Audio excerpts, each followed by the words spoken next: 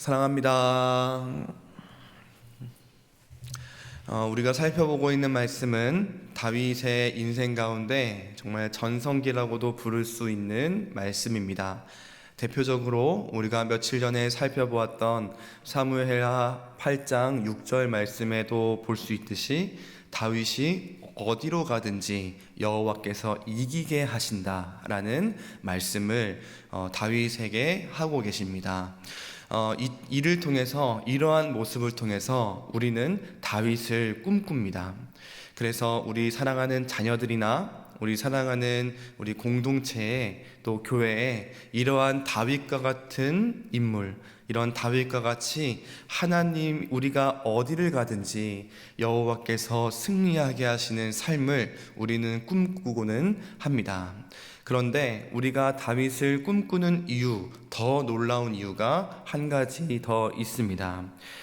가장 높은 자리, 왕자에 올라도, 또 가장 큰 성공을 거두어도, 승리를 하여도 그 승리에 도취되어 있는 것이 아니라, 마음이 높아져 있는 것이 아니라 하나님 앞에 나를 낮출 줄 아는 사람, 그렇게 하나님과 백성을 섬긴 사람이었기 때문입니다. 그렇게 온전했던 다윗, 하나님 앞에 물론 죄도 지었지만 하나님 앞에 어떻게든 온전하게 서려 했었던 다윗, 그의 모습을 우리는 꿈꾸고 합니다. 오늘 본문을 통해 나타나는 이 다윗의 모습을 우리가 보면서 그 다윗의 모습을 닮아갈 수 있는 교회의 리더, 가정의 리더가 되시면 좋겠습니다. 첫 번째입니다. 첫 번째는 다윗은 하나님께서 주신 이 언약을, 그리고 본인이 하나님의 이름으로 했었던 언약을 신실하게 지키는 사람이었습니다. 오늘 본문에서 다윗은 그 신하들에게 묻습니다. 사울의 집에 아직도 남은 사람이 없느냐라고 물을 때, 이제 그 사울의 집에 남아 있었던 한 종 시바를 만나게 됩니다. 그래서 그 시바에게 다시 한번 질문을 합니다. 사울의 집에 아직도 남아있는 사람이 없느냐라고 물으니, 이제 시바가 대답을 하죠. 요나단의 아들 므비보셋이 남아 있습니다 라고 이야기를 하죠. 므비보셋은 누구입니까? 요나단의 아들이자 사울의 손자입니다. 므비보셋은 패잔병들의 우두머리가 될 수도 있었던 사람이죠. 남아있었던 사울을 따르던 그 사람들을 한 곳으로 규합할 수 있었던 그런 명분이 있었던 직통 후계자였습니다. 보통 우리가 많이 보시는 것처럼 어느 왕의 한 시대가 지나가게 되면 그 왕의 자손이나 그 집안은 몰락하게 되는 모습을 많이 볼 수 있습니다. 왜냐하면 후환을 남기지 않게 하기 위함입니다. 하지만 이전에 요나단과 사울에게 너의 집과 자손을 멸절하지 않겠다라고 하나님 앞에서 약속을 한 일이 있습니다. 그래서 우리 오늘 1절 말씀에도 보면 내가 요나단으로 말미암아 그 사람에게 은총을 베풀리라 라고 말씀을 하고 있죠. 이 장에서 다윗은 그때에 했었던 이 약속을 신실하게 지키고 있는 모습을 볼 수 있습니다.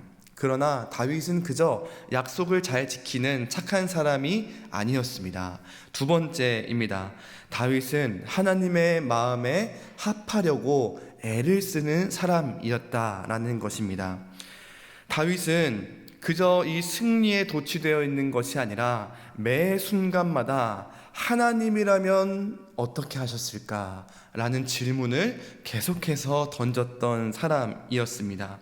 승리에 취하는 것이 아니라 하나님께서 이런 상황이셨다면 이런 상황에 하나님은 어떻게 하셨을까? 라는 이런 고민을 치열하게 했었던 사람입니다. 그러다 보니 그렇게 고민을 하다 보니 하나님 앞에 하나님의 이름으로 걸고 맹세한 그 언약이 떠오르게 되었던 것입니다. 그러다 보니 하나님이라면 어떻게 하셨을까? 하나님이라면 하나님께서 하신 언약을 지키셨을 것이다. 하나님이라면 기름 부음 받은 자의 그 집안을, 사람을 그냥 내버려 두지 않으셨을 것이다. 하나님이라면 과부와 고아를 사랑하시고 돌보실 것이다 라는 그런 사실을 알게 되었을 것입니다. 사실 이 다윗과 요나단과 사울이 했었던 이 약속은 그저 말뿐인 약속으로 치부할 수도 있었을 것입니다. 지금 그 당사자들도 없는 상황이었죠. 지금 할 일이 정말 태산인데, 지금 해야 될 일들이 너무나 많은데 지금 그를 굳이 찾을 이유가 다윗에게는 사실상 없었습니다. 그러나 굳이 그를 찾은 이유가 무엇이었습니까? 그 사람에게 하나님의 은총을 베풀리라.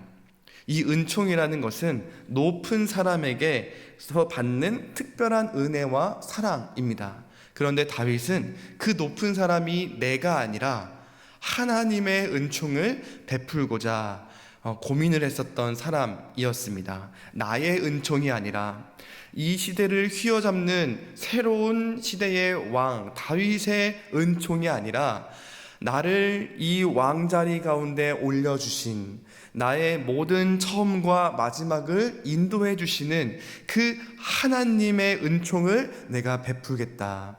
하나님의 은총을 나는 베풀어야 하는 사람이다 라는 이런 하나님의 마음에 합하고자, 하나님의 마음이 어떠한 것인지 정말 치열하게 고민했었던 사람의 결론이 이렇게 나오게 되는 것이었죠.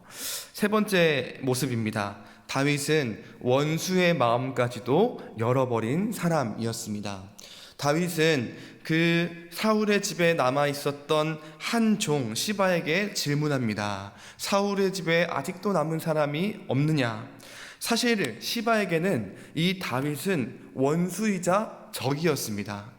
자신이 섬기던 그런 주인을 몰아내고 새로운 왕자로 세운, 그래서 자신의 모든 가족들과 자신에게 있었던 모든 재물들을, 명예들을 잃어버리게 만든, 지금 나의 삶을 안정적이었던 삶을 한순간에 패대기친 그런 인물이었습니다. 그에게는 어떠한 것도 발설하고 싶어 하지 않았을 것이죠. 그러나 현재 그 집안에, 사울의 집안에 가장 중요한 키가 될 수도 있었던 무비보셋에 대한 이야기를 다윗에게 말하고 있는 것입니다. 어떻게 그럴 수 있었을까요? 배신자였기 때문일까요? 배신자라기보다는 다윗이 시바에게 보여준 그 모습, 그 시바의 눈에 비친 다윗의 모습은 믿을 만한 사람이었기 때문이었습니다. 그의 선함과 하나님을 온전히 따르고자 하는 그의 모습은 원수인 그 시바의 마음도 돌려놓았던 것입니다. 말씀을 맺겠습니다. 오늘 우리가 살펴본 다윗의 모습은 신실하게 약속을 지키고자 애를 쓰는 모습이었습니다. 또한 하나님의 마음에 합하고자 애를 쓰는 모습이었습니다. 그러한 모습은 원수의 마음조차도 열어버린 것입니다. 사랑하는 성도 여러분, 바라기는 우리에게 주어진 모든 공동체 안에서 신실하게 하나님을 온전히 따르고자 하는 모습이 우리에게도 있기를 간절히 소망합니다. 그래서 우리를 통해 하나님의 언약이 이루어지고 우리가 화목의 도구로 원수된 자의 마음까지도 돌릴 수 있는 그런 공동체의 지도자, 리더, 가장이 되시기를 예수님 이름으로 축복합니다.